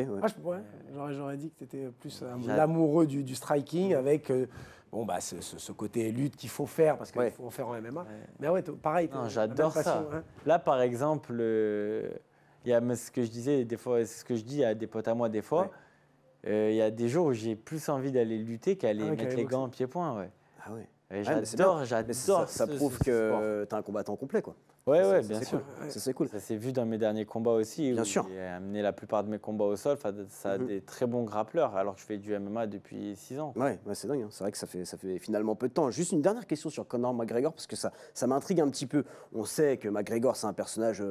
comment on pourrait dire ça, exubérant, provocateur, médiatique, parfois un peu controversé aussi. Très controversé. Très controversé. J'ai l'impression que tu es tout l'inverse, toi. Tu es plutôt calme, pacifique, tu n'étais pas trop à donner plein d'interviews partout, à te montrer. Comment ça se fait que ça a matché avec Conor McGregor? C'est ce que je me demande. En fait, c'est même pas que ça a matché, c'est juste comme... juste respect, quoi. Comme un collègue de travail. Bonjour. Je l'ai déjà rencontré... La nuit à Dublin, il s'arrête, il me dit bonjour, mais on n'est pas potes. Moi, je suis jamais parti avec eux tu vois, et des fois ils partent tous en Espagne et tout, mais non, tu vois, nous juste on se connaît, voilà, comme des training partners, D'accord, ok. Il n'y a pas d'affinité. Non, pas de vraie relation. D'accord, ok. Non. Mais t'es déjà sorti avec lui quand même des fois en dehors juste de la SBG, de l'entraînement. Je devais partir avec eux pendant un camp pour Donald Cerrone justement. Où je devais être dans la maison avec eux et tout, mais finalement, je n'y suis pas allé. Ok. Parce que j'avais un combat à préparer. Même une petite soirée, t'as jamais proposé Conor en te disant bon, allez, Azael, viens, on boit mon whisky. Soir, on va dans un pub irlandais. Je suppose qu'il devait le faire. Il y a son bar. La même chose. Quand tu vas dans son bar, tu es quasiment sûr de le croiser. Hein. Il est tout le temps là. Mais moi, je bois pas, donc. Voilà. Tu fais bien. On est 3 à pas boire. Hein, c'est beau. C'est pas le cas des gens en régie. Non. Et notamment Julien, pour ne pas le citer. Voilà, mais j'ai envie de dire, cela ne nous regarde pas. Voilà. Donc Conor McGregor, évidemment, immense combattant, même si. Mais il revient, non? Il va pas recombattre là. Enfin, dans les tuyaux, je sais pas, c'est un tox, un faux ou un tox, non? On sait pas. Je crois qu'il vient de se faire suspendre 18 mois là. Ah bon, j'ai même pas. Il a pris 18 mois de suspension. Ah, mais tu vois, j'ai même pas suivi. Parce qu'il ne s'est pas présenté au contrôle anti-doping. Ah, bah tu vois, j'ai pas suivi. Bon, bah, comme ça, on le reverra plus. Alors. Voilà. Quel âge il a, je sais même pas. 88. Ah ouais, donc 38, 39, c'est ça. Ouais, donc il approche de la quarantaine. Bon. 37. 37, ouais. 37, je triche encore. J'ai l'oreillette. Hein. Oui. Avec Julien Perronnet qui a déjà assisté à un de ses combats d'ailleurs. Mais il est sobre alors. S'il a réussi à calculer aussi vite, c'est qu'il est sobre. Complètement. Bon, en tout cas, Azael, voilà, la carrière, après, on la connaît, le Bellator, avec des très bons résultats, le PFL, avec 2 combats, 2 victoires, dont la dernière contre Yves Landu. Exactement. La suite pour toi, est-ce que ça sera au PFL, est-ce que ça sera ailleurs, peut-être d'autres organisations. Il a dit PFL Lyon. Ouais, PFL Lyon. Après, je me projette un peu plus loin. 2026. Voilà, est-ce que, je sais pas, ceinture du PFL, est-ce que... 100% fight à Aubervilliers. 100% fight, du Dynamite MMA à Montpellier. On sait pas, la Super League. La Super League, voilà. Non mais voilà, évidemment, c'est la question qu'on pose un peu à tous les combattants qu'on reçoit dans ce canapé, toutes les combattantes également. L'UFC, je suppose que ça te donne envie. Est-ce que c'est un objectif pour toi? Est-ce que non? Comment là, dans un premier temps, donc j'ai mon combat le 13 décembre. Il faut gagner ce combat déjà, qui est un combat qui m'ouvrira les portes. En gagnant ce combat, en réalité, après ça, je vais... quand tu bats un mec aussi fort, de Zabit Magomedsharipov, qui est le frère, qui est la nouvelle superstar, même Ali Abdelaziz, le grand manager, mise tout sur ce jeune, sur Hassan Zabit Magomedsharipov. Donc en gagnant face à lui, toutes les portes seront ouvertes. Moi, je serai encore en contrat pendant 1 an avec le PFL. Dire, encore, contrat d'1 an. Donc je finirai mon contrat ou mes 6 combats. Et après, on verra. Peut-être que je re-signerai avec le PFL ou non. Ça, c'est plus en interne et tout ça. Je ne sais pas encore. C'est bien. Mais ça te pollue pas l'esprit, quoi. Tu fais ton truc. Non, pas du tout. Là, je gagne mes combats un par un. Je continue. Et on verra au temps voulu. Ton adversaire là, à Lyon, il est de la team Nurmagomedov ou... Ouais. Et ça te fait pas quelque chose, toi, quand tu combats des mecs de cette team-là, vu que, voilà, on sait que t'es lié aussi à la SBG, l'histoire Conor McGregor, Khabib, la rivalité. Je sais pas, t'y penses ça en préparant le combat, avant de rentrer dans la cage, à tout ça, ou c'est très très loin de toi? Non, Non, pas c'est du tout. très loin de moi. Même après mon combat, Khabib il m'a serré la main la dernière fois. Ouais, parce qu'il est mort de cage en plus, tu vois. Ouais, c'est ça. Il y avait le combat après moi.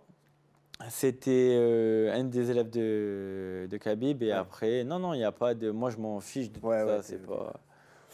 Moi, je pense que c'est une histoire de. Ce sont les fans qui font un petit peu ces histoires. Je pense qu'il y a quand même s'il y a des aussi. Là, Julien vient de me dire dans l'oreillette que Khabib avait reposté sur X, je crois, ou Instagram, la suspension de Conor McGregor. Tu vois. Oui, mais après, je pense que ça n'empêche pas le respect entre les teams et les combattants. Oui. Tu vois, c'est juste ça. Tu vois, un combattant, Azael, il est là. Je vois pas pourquoi Khabib, sous prétexte que toi, tu es en train de SBG, et qu'il n'a pas serré la main. Bien sûr.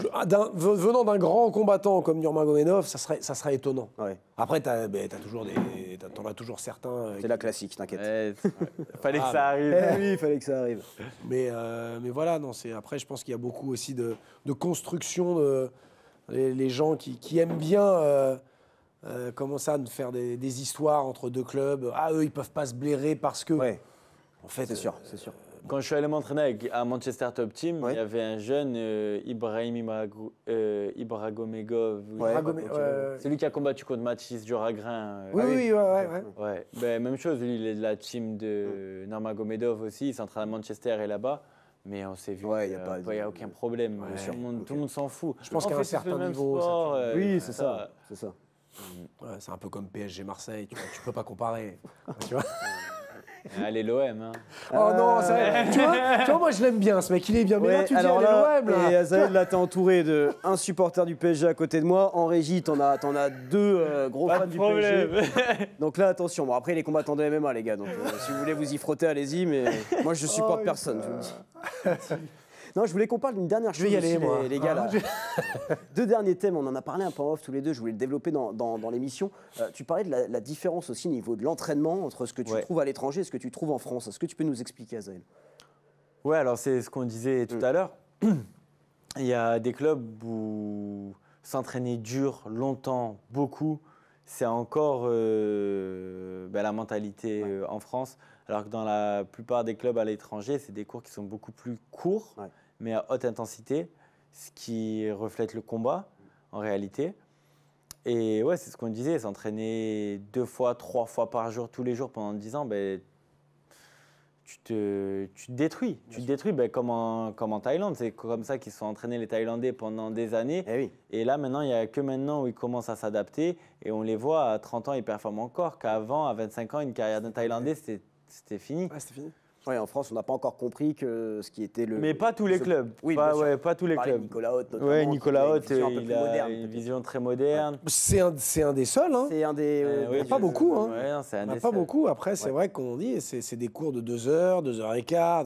Mais tu fais quoi? Ouais, la quantité plus que la qualité, quoi, en fait. Alors qu'à l'étranger, c'est l'inverse. La qualité plus que la quantité. Et on le disait avec Azael, à l'époque, c'était 1 heure en Hollande. Ouais. Tu allais 1 heure en Hollande et tu fais ce qu'il y a à faire en 1 heure, puisque de toute façon, tu ne vas pas combattre pendant 2 heures et quart.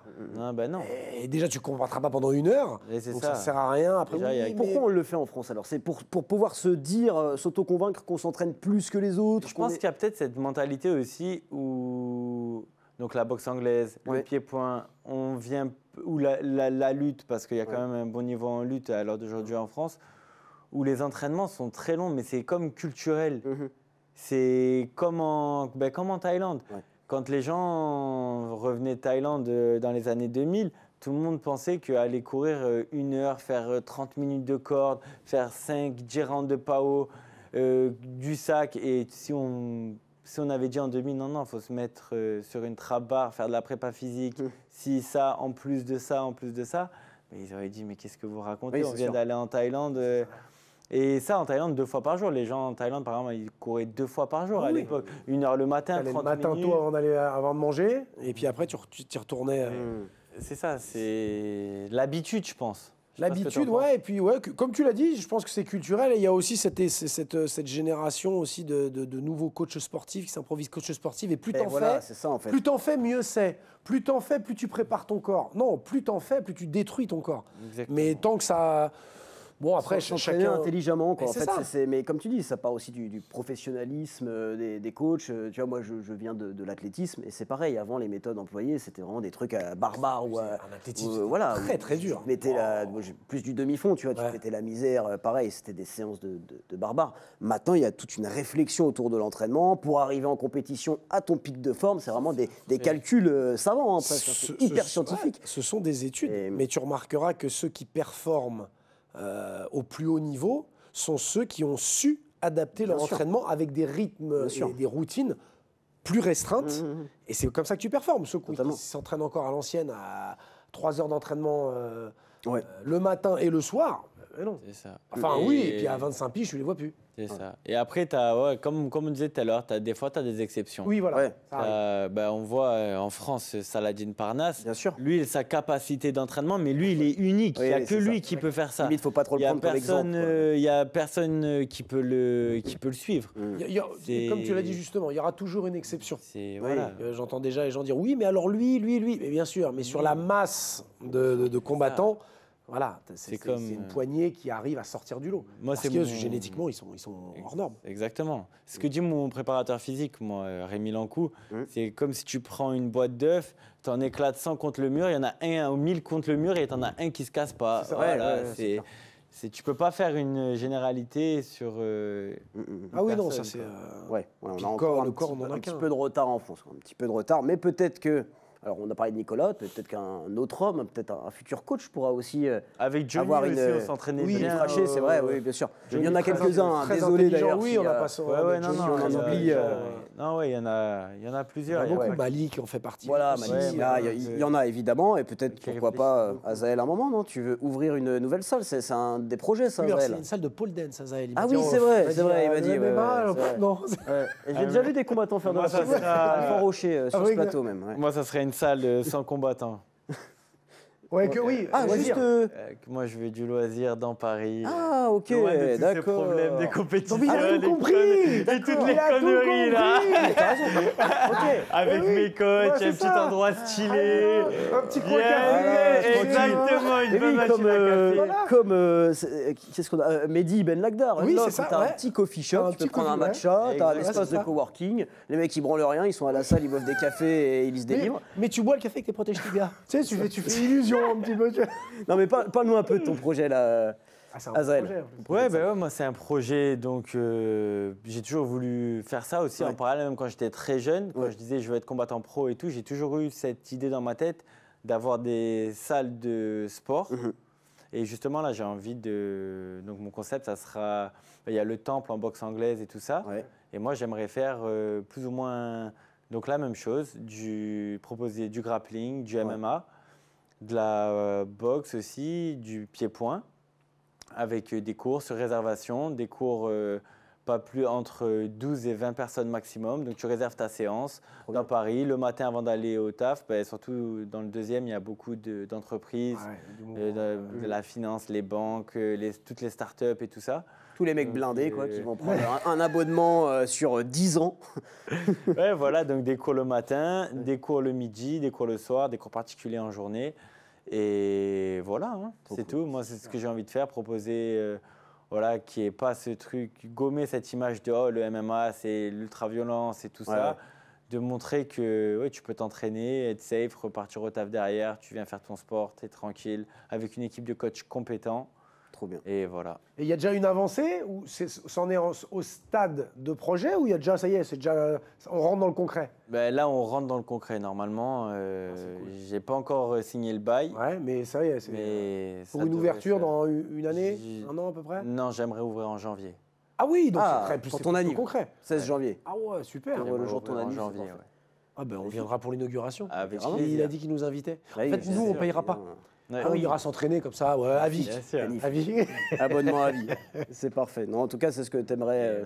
Ah, c'est cool, donc c'est janvier, c'est vraiment concret. Ouais, j'aimerais. Alors après, attention, parce qu'il y a la carrière de sportif et la carrière d'entrepreneur. C'est ça, ça va être un challenge, Ouais. mais comme je dis, et c'est ce que j'ai dit à mon père, c'est ce que je dis à tout le monde autour de moi, je suis conscient que ça va me prendre énormément de temps, mais le MMA, je sais que ça ne va pas durer toute ma vie. Ouais. Et moi, j'ai toujours été carré en mode, voilà, c'est un sponsor, un ci, un ça, mettre de côté, pas dépenser pour rien, Ouais.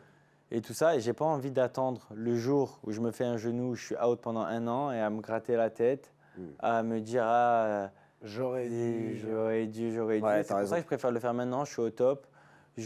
Pour l'instant, j'ai pas de problème de santé, Dieu merci, mais voilà, on sait jamais ce qui peut se passer, et je veux commencer en parallèle de ma carrière pro à ouvrir mes salles. Ouais, bah, t'as totalement raison. Mais Mais sais tu quoi vois, ça s'adresse à tous ces profs qui, quand tu as un élève qui leur dit je veux être combattant professionnel, et que tu as la moitié, ou la majorité des profs Oui, qui t'ont dit c'est pas un t'es un métier. fou, ça marchera pas, au lieu de dire t'es un fou, ça marchera pas, on n'a pas cette culture de dire si tu as besoin de nous, eh ben on va t'aider. Ouais, ça, Parce c'est que encore, C'est très bien, on va t'aider. Oui, il n'y a pas que l'école, C'est encore on peut réussir. Et c'est dommage parce que la preuve, là, tu as réussi ce que tu as voulu, tu es en train d'entreprendre, monter une boîte, c'est quelque chose. c'est bien clair. sûr. Ouais, c'est pas, C'est clair. tu vois, c'est pas un C'est truc que ça. tout le monde... Et j'ai appris plein de choses. C'est génial. Tu vois, tu dois négocier avec les agents immobiliers, tu vois des avocats, les architectes pour les normes dans C'est Paris. presque la meilleure école, hein, finalement. On est d'accord. C'est- Et t'as arrêté l'école à 15 piges. Bah oui, Voilà, c'est ça. bravo. Conseil pour tous les jeunes qui nous allez, regardent. allez. Arrêtez l'école à 15 piges. C'est Arrêtez. pas ce que Non, je non, dis. allez à l'école. Non, non. C'est pas ce que je dis, mais que c'est dommage qu'on oui, n'ait bien pas sûr. cette culture en France. Quand tu as un jeune qui arrive qui te dit je veux arrêter l'école parce que j'ai un rêve, c'est de faire ça, Oui, il faut le plutôt que de lui dire ah tu n'y arriveras pas, Oui. mais il faut faire ça. Et voilà, la preuve c'est que bah ouais, aidons-le. Enfin voilà quoi. C'est ça. Tu vois, moi jamais, moi si j'avais été ton prof, jamais j'aurais dit fais journaliste. Mais tu sais que moi, quand j'étais gosse, Ouais. je raconte ma vie, et ne mettez pas un truc et on s'en bat les couilles et tout, parce que je vous vois venir. Hein. Je voulais être sportif de haut niveau. Bon, je sais, ça peut faire rire maintenant, je n'ai pas le profil pour, mais en tout cas, c'était un de mes rêves de devenir athlète de haut niveau. Et quand tu marques ça, ouais, c'est vrai, sur ta fiche, on te dit c'est pas un métier, abandonne, il y en a 1 sur 10 000 qui arrive, Mais fais autre ça, chose. C'est C'est dommage qu'en France on ait encore cette culture d'un peu de non, c'est pas un métier, fais quelque chose, fais un vrai métier. Ouais, fais un vrai C'est métier. un métier, sauf que c'est pas le même métier que le vôtre. C'est ça. Mais c'est un vrai métier. Non, c'est un vrai métier. Et nous, dans l'émission, ce qui est bien, c'est qu'on a de vraies rubriques. On va passer à la rubrique suivante, le face-off. C'est parti.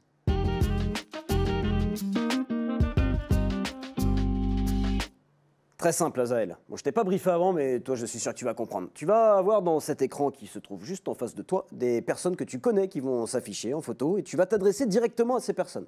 Comme si elles se trouvaient en face de toi tout de suite maintenant. OK? Seb et moi, on n'est plus là. Tu parles aux personnes que tu vois dans l'écran.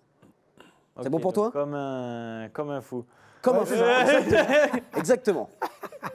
Est-ce que tu es prêt? Je vais juste annoncer qui sont ces personnes pour les téléspectateurs Ok, et puis après tu leur parleras. C'est parti, les gars en régie. Movlid Haïboulaev, qui est le champion featherweight du PFL. J'arrive. Ah, ça j'aime bien ça. Liam McCracken. Gros respect. Ça a été un des combats les plus durs de ma vie. Il s'est fait renverser par un bus Ah non, mais je dois parler. Tu lui parles. Nous, on n'est plus là. Ouais. Félicitations pour ton retour après ton accident où tu t'es fait traîner par un bus pendant plus de 20 mètres. Tu as failli mourir. Tu avais des vertèbres cassées et tout. Grosse force et je te soutiendrai sur tous tes prochains combats. Magnifique. On rappelle que tu avais gagné ton combat, mais que c'était l'un des combats les plus durs de ta carrière, un véritable bain de sang. C'était au Bellator 291 en février 2023. Meilleur souvenir, j'ai Ouais, adoré Bien ça. ce combat, putain. Magnifique. Ouais. La prochaine personne. Cédric Doumbé, tu t'es entraîné avec lui au SBG pendant 1 mois à peu près. Cédric, tu reviens quand là? Il a été très bon dans LOL qui ressort, hein. Je viens de le dire. Ta famille. Déjà, présente-les nous et puis après, adresse-toi à eux. Alors, ma petite sœur, ma mère, mon père et moi, on voit. Et là, on voit pas la photo, mais je suis tout droit et tout parce que moi, quand j'étais petit, je faisais n'importe quoi. Mais dès qu'il y avait mon père, je savais qu'il fallait aller que je me tienne à carreau. On voit, il y a les mains sur les épaules. Azaël, tu le bouges pas en fait une photo. Donc, qu'est-ce que tu aimerais leur dire aujourd'hui, Azaël? Ben, merci pour tout, merci pour ce que vous avez fait pour moi. Et ben, tout ce que je fais, il n'y a pas un matin où je me lève où j'ai pas envie de soulever la table, c'est pour vous. Ta mère regarde tes combats? Jamais. Ah ouais, ok, jamais. Jamais, elle père, déteste oui. ça. Ouais, mon père, il est dans le coin. Hein. Ah bah oui, Mon père, s'il pouvait rentrer. s'il pouvait rentrer, Quand il y a eu un problème en Arabie Saoudite. Donc, à la fin, on a failli se refriter avec l'autre et tout ça, alors que je l'avais soumis là, pendant ce combat. Ouais. Et mon père, il était complètement fou. Oui. Ouais, j'aurais dû venir. Ouais. Qu'est-ce qu'il veut, l'Américain, l'Américain? Contrat au PFL, je veux l'affronter. Tu sais que ça arrivait au rugby, ça, il y a quelques années. C'était Imanol Arinordoki, joueur de rugby. Équipe de Son France, père, en plus, ouais, il a joué en équipe de France et tout. Son père était rentré sur le terrain. Je crois qu'il jouait au Biarritz Olympique à l'époque. Son père était rentré sur le terrain, avait mis une patate à un autre joueur. Je te jure. Vraiment. Ouais. La guerre. Ah non, t'en as des beaux, t'en as des beaux. La prochaine personne, pardon. Isaac, Hadjar, pilote de Formule 1. Isaac, ce que tu fais, c'est incroyable. Continue. Et on se voit bientôt. Alors là, les gens se disent peut-être, mais pourquoi ils mettent un pilote de F1 alors qu'on est dans une émission de MMA? Mais vous êtes potes, est-ce que tu peux Ouais, expliquer on cette est amitié? potes, on s'est rencontrés, on s'est entraînés ensemble. On est souvent en contact. Hier, je lui ai dit d'ailleurs que je combattais face à Hassan Magomed Sharipov. C'est un très bon gars, très bonne mentalité. Il pratique aussi un petit peu. Ouais, il a une bonne boxe. Hein. Et est-ce que toi, il t'a fait. Non, pas encore. Pas encore, mais. On va. Et le mec, il vient en vélo, tu vois, vraiment, tu vas rentrer dans une F1, quoi. Non, mais l'année prochaine, on verra vite, il va arriver dans une F1. Ouais, non, il a une super mentalité. Ouais. Et il fait partie des seuls mecs en F1 qui est arrivé là avec la sueur de son front. Et Ouais, ses c'est parents aussi se sont sacrifiés pour lui. C'est ça. Et là, Très c'est peu de incroyable moyens ce qu'il fait et- pour une première année en F1. C'est du jamais vu. Hein. Oui, oui. C'est voilà. C'est un milieu où. Putain, c'est. Ah ben pour avoir une Allemand, place, alors moi je suis pas un grand connaisseur, mais Julien est un expert total Ouais. de la discipline, il faut avoir un sacré paquet de thunes. Ouais, c'est ça. Ouais. C'est assez élitiste comme. Ouais. Non, c'est ça. Et Bah, c'est beau. Et il nous reste une personne. La meilleure? Bon, je sais pas, vous de juger. Je pense que tu la connais bien, normalement. Après, on en a sur ce plateau qui... On va voir, alors. Qu'est-ce que tu aimerais te dire, Azael? qu'est-ce que j'aimerais me dire?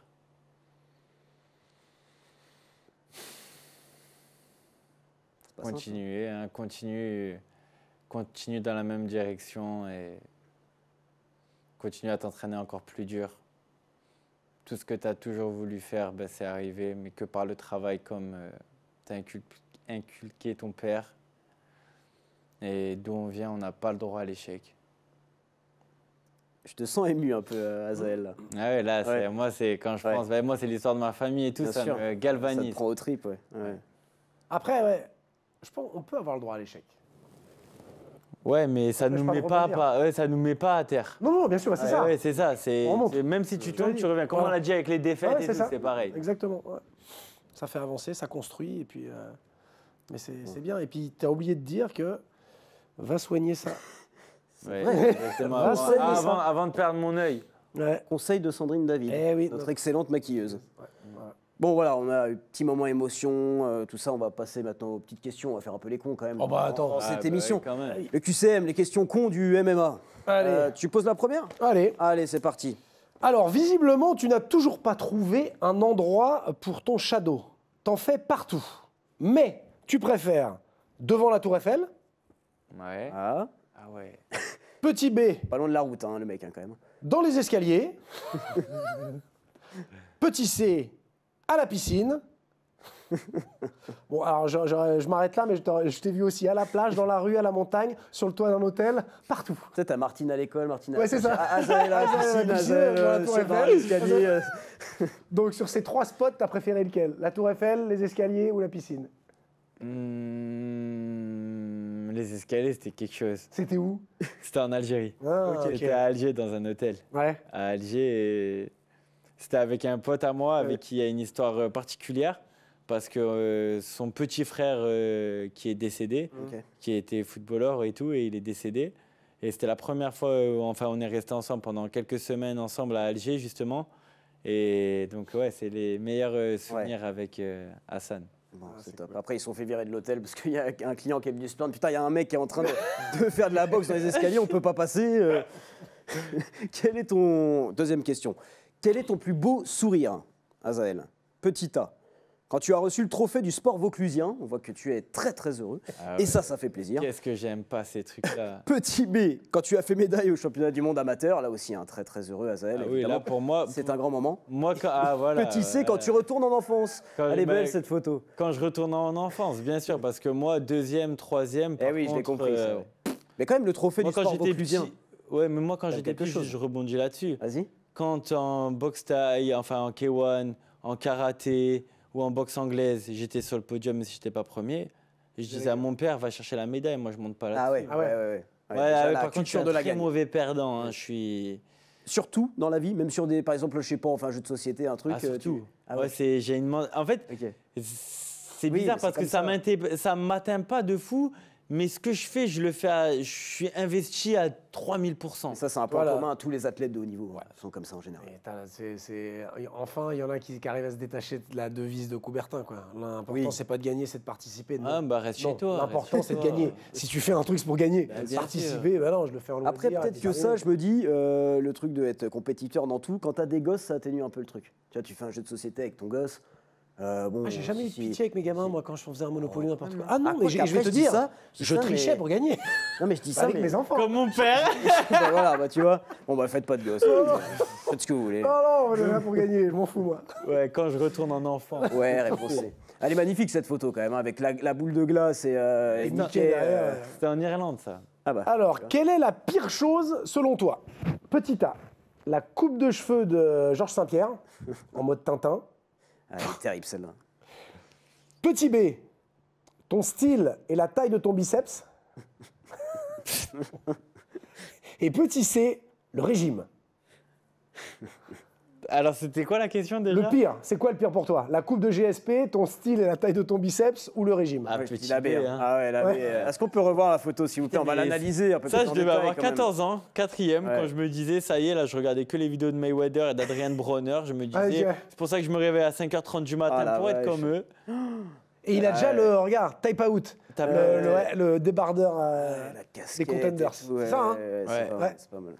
On est quasiment, même si on pouvait faire un petit plan là, le biceps, on est quasiment sur la même taille. Non, attention, depuis que tu es à la salle de sport. Oui, mais tu vois, quand je vais aller dans la salle d'Azaël, là, ça va doubler de volume. Solide. Ouais, évidemment. 4e question. Pourquoi devrait-on te soutenir? On est allé chercher un petit peu loin. Petit A, pour te trouver un toit. Tout le monde m'a sorti ça pour cette photo. Petit B, pour payer tes frais médicaux.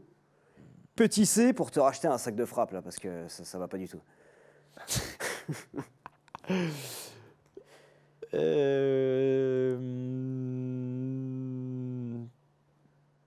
sac de frappe, non? Ben ouais, là, pour la salle, je cherche beaucoup de sacs de frappe. Ouais, quand même. Et la dernière question, et celle-là, elle est belle. Oui, tu es supporter de l'OM. Bien sûr. Mais alors... À fond, hein. Peut-être que quand même un gros supporter. Je suis pas comme quand mais c'est dans ton... Mais ouais, l'année dernière, je suis allé voir le Classico, là, OM Paris. Ah oui. Putain, évidemment. On a perdu. Puis on le sait, les supporters de l'OM, c'est fort, tu vois. C'est viscéral. C'est viscéral. Moi, quand j'étais petit... les premières fois que je suis allé au Vélodrome, c'était en, je sais pas, 2006, 2007, c'était l'époque de Ribéry et tout ça. C'était... Ça me donne envie de taper dans le sac. Bien sûr, mais je vois, Azaël, ta passion pour l'OM. Et justement, c'est ce qui caractérise les supporters de l'OM. Donc tu es supporter de l'OM, mais alors, quel maillot de ton club préfères-tu? Le gris? Voilà, qui est pas mal, hein, évidemment. Le rouge? Ouais, le rouge, c'est une édition spéciale, je pense. Ouais, c'est pas mal aussi. Le C? Et puis, ça doit être le maillot extérieur, peut-être, non? Ah, mais Real, j'aime beaucoup. Zidane, Benzema, Ronaldo. Azaël, et donc, on peut le dire dans cette émission, un footix. À partir du moment, comme beaucoup de Marseillais, quand le PSG joue contre quiconque. Voilà, ça achète le maillot de l'équipe. Pas mal. Le blanc. Du coup, parce qu'après l'OM, il y a le Real. D'accord, le Real, ok. Bon. Le Real. Kylian Mbappé? Ouais. Ouais, entre autres. Tu savais qu'il était au Real? Oui, bien sûr. Ok, non mais ça te va bien tous ces maillots, ça fait plaisir. Et nous, ce qu'on aime bien dans cette émission, vous le savez, hein, vous en avez l'habitude maintenant, c'est le que du love. C'est parti.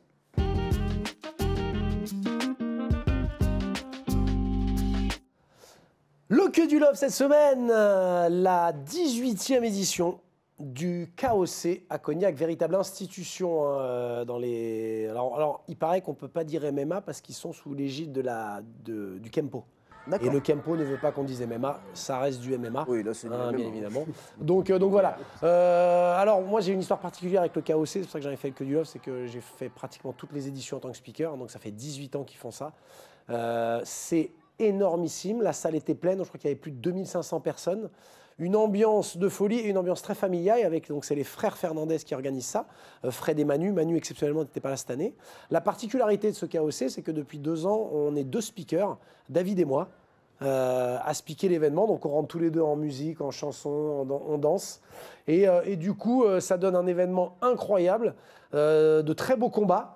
Là, on voit je ne sais plus quel combat c'est, ça. Enfin bon, bref, c'est les combats peut-être amateurs. En tout cas, voilà, ça reste une super édition. La 19e aura lieu également en octobre. Il fait ça chaque année. Et si vous êtes dans la région, donc c'était à Cognac, et faut venir donc pour la prochaine édition, le 19e KOC organisé par les frères Fernandez. Et on va remercier évidemment Audrey Arenou pour les très belles images qu'on a vues tout au long de ce Que du Love. Ouais, et vraiment, et j'espère que l'année prochaine, tu pourras venir, Lucien, parce qu'il faut le vivre. Hein. C'est incroyable. Une ambiance, c'est fou, parce que toutes les équipes viennent avec leurs supporters. Ça fait que t'as une ambiance, à chaque combat, tu as une ambiance de dingue. En plus, là, le cerise sur le gâteau, le fils de Fred combattait. Bon, malheureusement, il a perdu, mais donc ça rajoute un peu de dramaturgie. C'était le main event. Et ça fait que y a cette émulation qui grandit et c'est incroyable. Vraiment un super événement, encore une fois. Magnifique. Merci. Le KOC, le Cognac. Seb, j'ai envie de dire, c'est déjà l'heure. On finira par la bagarre. On se fait le petit main event avant pour rester tranquillement à nos places. Allez, c'est parti. C'est l'heure du main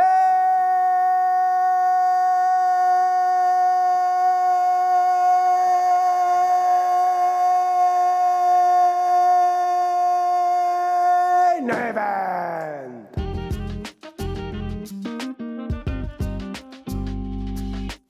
Je t'ai senti timide là, il manque un peu de coffre. Hein. Alors c'est pourquoi Parce que demain je fais des voix. Ah, et donc il ne faut pas que je force. Eh oui, forcément.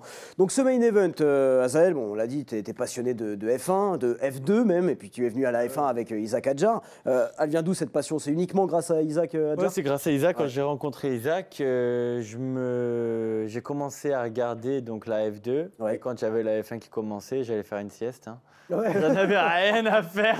L'année dernière, il a fait 2e à Monaco, il devait gagner. Ouais. Je m'en souviens, je regarde sa course, je suis dégoûté qu'il fasse 2e parce que je sais qu'il devait gagner cette course.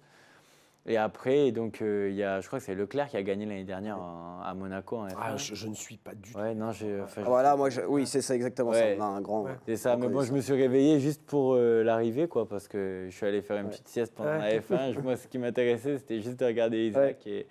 Voilà, mais sinon, j'aime le sport en général. D'accord. Mais voilà. Okay. Tu sais qu'on a quand même le commentateur officiel de la F2 qui travaille chez nous, Anthony Drevet. Ah ok, d'accord. Qui commente la F2 sur Canal. Ok. Voilà, petite dédicace à Anthony. Et là, il y a Samy, Mégatunif, en F2 cette année. Ouais. Alors je t'avoue que là, déjà la F1, je suis pas un gros suiveur, mais alors là la F2, là, si tu veux, je te ramène Julien Perronnet, notre chef d'édition, qui pourra discuter avec toi de tout ça après l'émission. Mais non, on va faire un petit truc avec toi, Azaël. Tu le sais, le but en F1, c'est assez simple. Hein. Même nous, on peut le dire, c'est d'aller le plus vite possible. Tout simplement. Il y a 20 pilotes dans le paddock. On va te poser 20 questions. Et le but, ça va être de répondre ça va être quoi, le plus vite. Maintenant 20 questions et le but, ça va être d'y répondre le plus vite possible. C'est pas des questions sur la F1, c'est des questions sur toi, le MMA. Ah non, t'inquiète, on t'a pas piégé sur un. T'inquiète pas. Tu vas voir. On en pose une chacun, Sam? Allez. Je commence pour la première? Comme tu veux, vas-y. C'est parti. Attends, je vais démarrer un chrono, quand même. Tac, pour voir le temps que fait Azaël. T'es prêt, Azaël? Ouais. Allez, c'est parti. Le plus grand combattant de l'histoire, selon toi? John Jones. Le plus grand coach français actuel? Mon père. Une note sur 20 pour la série La Cage? Je l'ai pas regardé. Okay. La meilleure émission sur le MMA? La vôtre. Ah, magnifique. Qui est le plus fort entre McGregor et Khabib dans La Cage? Khabib, il a gagné. Hein. Le combattant le plus surcoté? Comme Ruffy. Ok. Le plus gros cachet que tu as pris sur un fight? Bip. Allez, t'as le droit à un DRS. Ouais. Le plus bel endroit où tu as combattu? Bercy. Le meilleur duo de présentateurs. Seb et Lucien. Ah, il est bon. Pub irlandais ou bar parisien? Café parisien. Rien de bas le café parisien. La musique sur laquelle tu ne feras jamais ton entrée.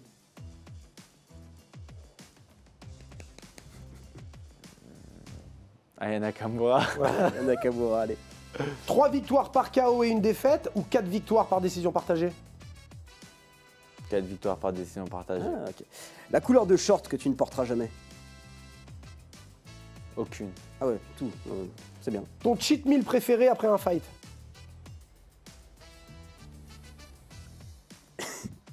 Putain, il est pas bon là. Haribo. Une 30 déjà. Mais j'ai que des bonbons, moi. Ah, que ok, des que des bonbons. L'OM peut-il gagner la Ligue 1 dans les 3 prochaines années? Bien sûr. Le plus douloureux. Il y croit même pas, lui. Il y croit même pas. Le plus douloureux. Un kick dans les burnes ou un doigt dans l'œil? Kick dans les burnes. Ça fait pas du bien. Ouais. Ta plus grosse folie financière? Ma plus grosse folie financière Oh purée. Ce que j'ai fait comme dinguerie. Non, c'est des fois je me réveille, il est 8h, je peux prendre un billet d'avion pour midi. Quoi. Ah oui. C'est voilà, rien qui me retient. Quoi. C'est les trucs comme ça, moi, qui m'arrivent souvent. Ok, ouais. Le combattant que tu rêverais d'affronter? Zabit Magomed-Sharipov, je combats son frère. Magnifique. McGregor va-t-il recombattre à l'UFC? Parce qu'on le précise, il pourrait recombattre potentiellement à la Maison Blanche. Ouais. Aucune idée. Aucune idée. Il dit oui, mais aucune idée. Toi, tu aimerais le revoir combattre ou pas? Ouais, j'aimerais bien, mais je pense qu'on ne retrouvera plus jamais le Conor d'avant. Ouais, ok. Et dernière question. Dernière question. Ce qui t'énerve le plus dans le MMA actuel? Les faux combattants qui pensent que les réseaux, c'est la vie. De combattants.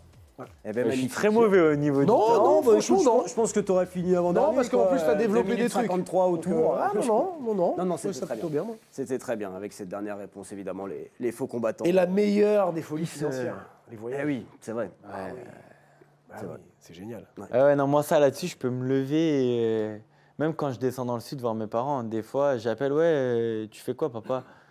Rien, je suis à la maison. Ok, ben j'arrive, là je suis dans le TGV. Gare de Lyon, Avignon, Marseille, c'est rapide, hein, 2h40. Ah, c'est 2h40, ouais. Ouais, c'est vrai. Bon, nickel. En 2-2. Et à l'étranger aussi, tu peux prendre un billet d'avion, partir, je sais pas où. Je peux pas. Ben, la semaine dernière, il y avait les championnats du monde en Géorgie. J'ai failli, il était midi, j'ai failli prendre un avion pour 18h pour aller voir Mouti en demi. D'ici, c'était. Exactement, je n'y suis pas allé finalement, mais ouais, je vais partir en Espagne, n'importe. Ok. Bon, écoute, Azael, reste dans ce canapé, te barre pas. Nous, on a encore une séquence à vous proposer dans l'émission, c'est la bagarre.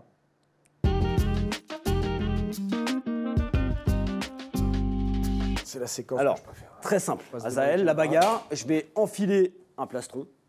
Ok. Et tu vas me frapper. Okay. Voilà, c'est plutôt simple. Hein. Avec plaisir. Jambes, genoux ou poing? Poing, il y a les gants. Si tu veux pas de gants, c'est genoux, Allez. jambes, comme tu veux. Mais jambes, ouais, si vous jambes, voulez, ouais. Bah, mais quoi, un middle Ah, ou... tu choisis? Ah, c'est au choix, lui nous, qui tu me sais, tape ou c'est moi qui Non, c'est tape toi qui tape, il va mettre le plastron. Moi, disons que. Moi, je lui envoie un front kick parce si, qu'il si, va un front décoller. kick, Là, je peux tenir. Tu vois, Je fais le même poids que toi, hein, quasiment, je pense. Hein. Oh là là, t'aurais vrai pas dû dire ça. Je Tu vois, là, t'assure. parce que t'as pris un air Non, condescendant en disant ça. Non, là, il fait 76, c'est ça, tu nous as dit? Ouais, non, mais il combat en Là, moins de t'es à 66. combien, toi, Lucien? T'es à 82, là? Non. C'est grave si je viens le micro, là. Oh là, attends, là, notre ingé son, ouais, faut que tu gardes ta veste. Ah ouais, faut que tu gardes la fesse. Parce que sinon, notre ingé son va rentrer, et là, par contre, ça va être ton moment. Hein. Tu veux que... Ouais, je Toi, vois t'es que tu- droitier. C'est pas- Comme un petit. ouais, vas-y, je vais te mettre un middle. Un middle? Sinon, je peux te donner aussi gants, hein, si tu veux, avec les poings, c'est comme tu veux. Sinon, je fais les deux. Hein. Ah, mais Eh, attends, choix. Même ton ça, moment. là, tu peux. Alors, attends, je te donne un gant. Gant droit. Si tu Attends, mais je vais te mettre un coup de genou déjà. voilà, putain. J'ai l'impression dans cette séquence d'être un peu un objet. Hein, tu sais, Attends, je vais juste poser ça. Le mec est blindé, Ah, hein, il ben. fait ça dans les poches, tu sens qu'il y a beaucoup de pièces et tout. Mais j'ai mes deux paires de clés. ouais. Déjà, je crois, en venant, j'ai perdu mon passeport. Merde. Bon, elle était prête? Oui, bon, écoute, éventuellement. Ah, je me suis raté, t'as bien fait. Oh putain. Ah, mais c'est avec la Attends, pointe en en plus plus. comme ça. Ah oui, mais attends. Non. Voilà. Attends.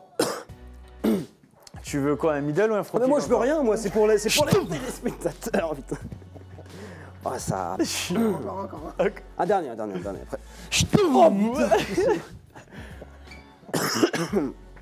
Ah, ça me fait transpirer cette séquence. Bon bah bravo, hein. Merci pour tout. Hein. Ça, il protège bien celui-là. Hein. Ouais, celui-là il est bien. Celui-là il est bien.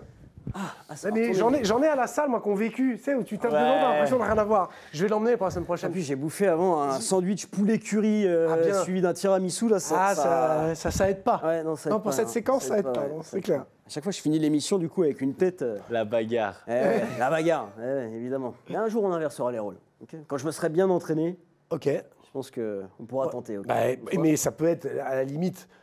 le combattant et après tu le défies du regard. Ouais, je pense que je suis assez intimidant et charismatique pour le faire. Ah mais je confirme. Voilà. Ah non mais je confirme. Senti, hein, tu fais peur. Évidemment. Tu fais flipper. Allez, on va arrêter de raconter des conneries. On va se quitter. Merci beaucoup, Azaël. Merci à vous, ça m'a fait plaisir de venir sur le plateau. Et c'est une chance qu'on ait eu Azaël parce que c'est un combattant. On n'entend pas assez parler. Tu fais bien de le dire avant la fin. C'est vraiment très important parce que moi, je te suis depuis tes débuts. Tu as un niveau incroyable, mais malheureusement, on en parlait tout à l'heure, on préfère suivre des amateurs sur les réseaux sociaux que de vrais combattants. Il y a eu un combat qui est passé un petit peu aux oubliettes, ton combat contre Yves Landu. On a 2 Français sur une carte aux États-Unis. J'ai l'impression que, non. Azaël, c'est l'avenir. C'est un combattant qui est à 10-1. On n'en a pas beaucoup en France, des comme ça. 10 victoires consécutives. 10 victoires consécutives, là, que dans des organisations majeures. En plus, voilà. En plus. Donc c'est hyper important de s'imprégner de ça. Suivez Azaël si vous pouvez sur les réseaux. Vous allez voir que c'est vraiment, on a la chance d'avoir un combattant de cette catégorie qui brille et qui va briller. Et là, prochain combat au PFL Lyon. Espérons après, pourquoi pas, si tu peux, l'UFC, mais même si ce n'est pas l'UFC, moi je m'en fous parce que le niveau reste, la ceinture du PFL, ton niveau reste énorme. Et puis voilà, donc encore une fois, s'il vous plaît, ceux qui aiment le MMA, aimez-le pour les bonnes raisons. Ouais. Aimez-le pour les combattants, ceux qui charbonnent, ceux qui ont des résultats et ceux qui font briller la France. C'est le cas d'Azaël. Les amateurs sur les réseaux sociaux, c'est bien beau, mais là, on n'est pas encore dans le domaine sportif. Là, c'est du concret. Voilà, j'avais envie de le dire. C'est beau. Le cri du cœur. Exactement. Le cri du cœur. Allez le suivre sur Instagram pour qu'il devienne un vrai influenceur finalement. Hein. C'est un peu là, voilà. Non mais merci beaucoup Azaël, c'était vraiment super de partager ce beau moment avec toi. C'était top. Et puis force pour la suite, on va suivre ça de très près avec Seb. Ah oui. Et puis nous Seb, on se retrouve vendredi prochain. Eh bah oui, déjà, prochaine. Ça va vite. Hein. Ah oui, ça va vite, ça file. Hein. Ça file. On va continuer à se régaler pour cette 3e saison de MMA Chill & Fight. Moi je remercie toute l'équipe en régie autour de Julien Perronnet à l'édition, Nicolas Baillet à la réalisation, Paul Lebret au son, Sandrine David au maquillage, Rosamond à la prod. Merci à tous et puis on se retrouve la semaine prochaine pour un nouveau MMA Chill & Fight.